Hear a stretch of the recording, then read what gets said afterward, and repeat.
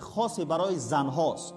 پیغمبر صلی الله علیه و سلم گفتند که در این حدیث خاص برای زن ها گفتن هر زنی که رمضانش میگیره، روزه میگیره، نمازش ادا میکنه و فرج خودش از زنا کردن حفظ میکنه و همسر خودش اطاعت میکنه، از 8 در جنت، از هر جنت درش که میخواد داخل میشه.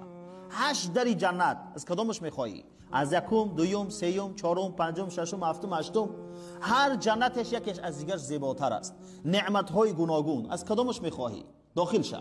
تنها چیکار میکنی؟ روزه تبگی، نماز تبخون، چیز فرج از زنا کردن با مردهای بیگانه حفظ بکن، همسری خودت، شوهری خودت اطاعت بکن، جنت بره، جنت بره، اطاعت بکن.